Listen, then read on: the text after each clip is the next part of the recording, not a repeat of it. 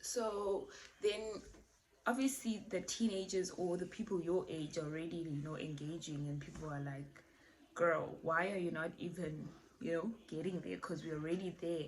And so that was my environment that I was in. And at that time I hadn't even established a strong relationship with God, but I was really a special child, you can say, because I just felt drawn to God and to his way of doing things, and yet my environment also didn't allow. And obviously then we engaged in that thing, and that's when I broke my virginity. I think I was 16 or 17, around there.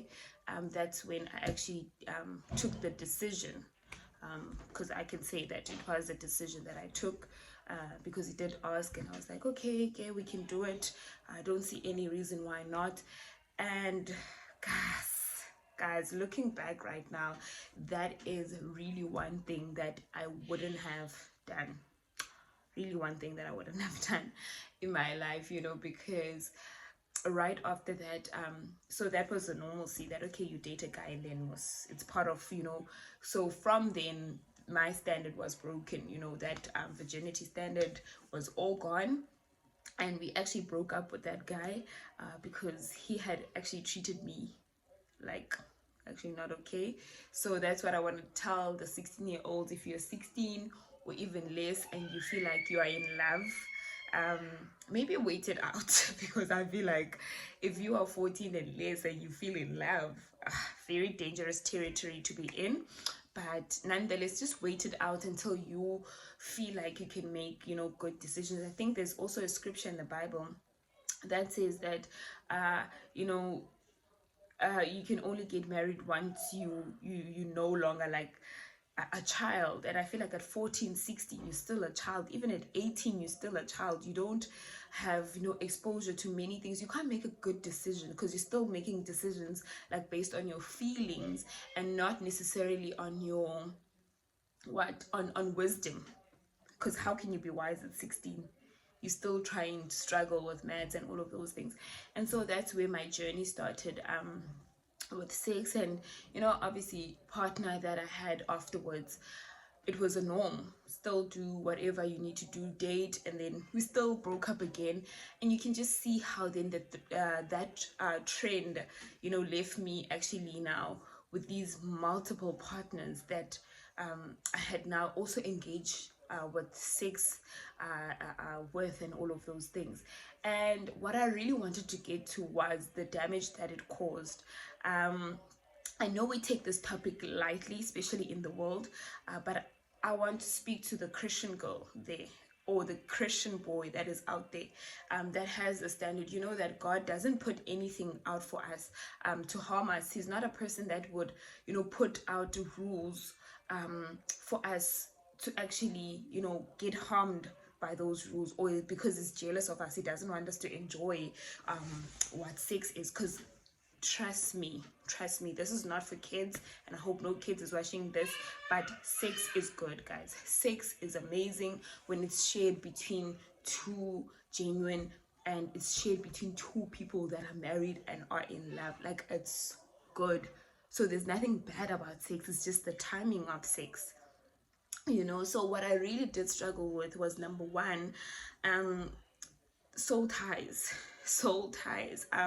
When I got married to my husband, and we married now for a year, there's actually a video that I actually did to tell you the 3 things that I learned in a year, and I'm still trying to upload that, so wait for that.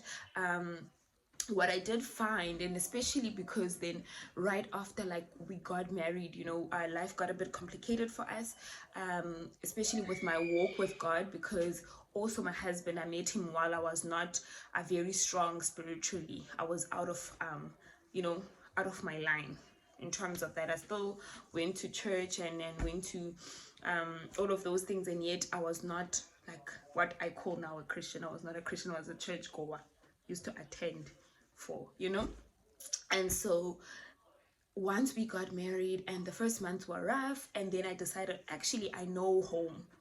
Like, I know home. I know where I thrive. I know where my Redeemer is, and I recovered my relationship with God, and I fixed that relationship. And obviously he hadn't been so far away from me. It's just that sometimes I wouldn't listen to what he's saying, so I wasn't obeying, although I was hearing. And so I just decided to obey, and that's when I started getting overwhelmed, obviously, and started realizing and meditating and reflecting back on what has gone wrong in my life. And especially because one experience that I had was, when I'm trying to be sexual with my husband, sometimes I have it hard. Like, I have it hard because I do not understand sex in marriage. I know sex as a thing, like as, oh, okay, a guy, even if he loves you, even if he doesn't love you, you just do it. Like, it's a deed. It's something, you know how the world has tainted the picture of sex, and it's just like this thing that you just get around in. You don't even have to think twice about it. It's just about the feeling and whatever the case may be, and satisfying someone. And so I had that image, and for a long time I was really scared about, telling my husband or anyone about these feelings that I had. And I still struggle today, to this day. I think there was a couples challenge that my friends and I did, that you're supposed to do this thing with your husband for such and such a days. And I struggled, guys. I struggled.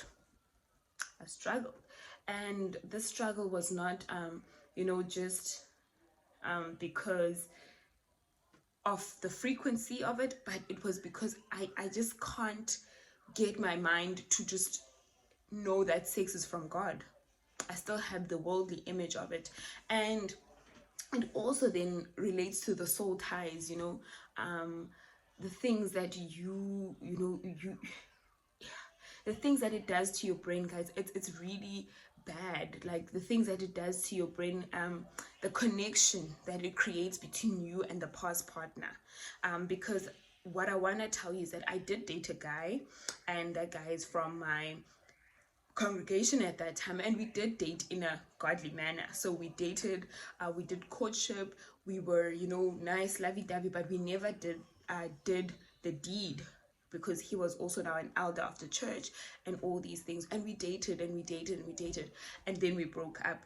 And what the difference that I see between that relationship versus the other relationships that I've had is that the other relationships that I had, sometimes I would dream about someone. Sometimes, I would just feel fear coming from the things that they did to me.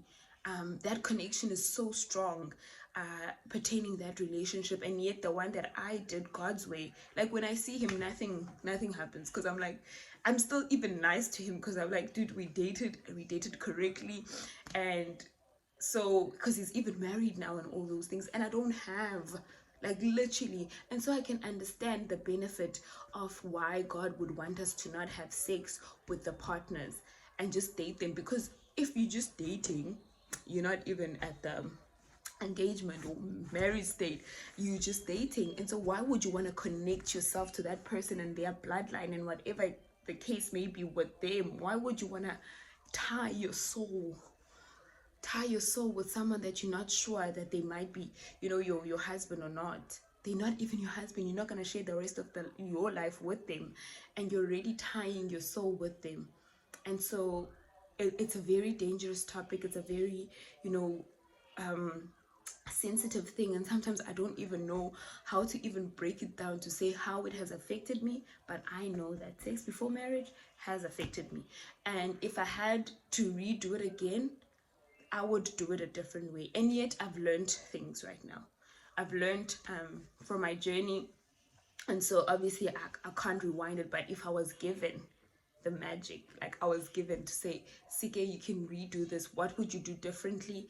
And I know people usually say that I wouldn't do anything because I learned. But one thing that I would do differently would be to obey God earlier in my life, so that I don't have to rework and try to heal from the things I'm healing from right now pertaining sex before marriage. So if I had a chance, I would redo that, and I would obey God from the get-go. From the time that he told me, I would be able to actually implement that. And so actually, this is not even like a judgment thing, because I've gone through it. So all I was trying to do is to really, share that actually, guys, if you are a virgin right now and you are wondering and you are thinking, is it worth it, is it not worth it, wait, guys. The wait is so important. Wait for your partner.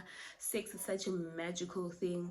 And you know, I know that society may make you feel like people are judging you when they actually tell you don't have sex and marriage and all these things, but the arrangement is God's, and He's the creator. He made us, and it's so important so that later you don't have to heal, because the things that you're going to have to heal from, I tell you, like, I have it super, super hard, and I'm not going to go into depth with the things that I have to deal with personally to protect, obviously, the people involved.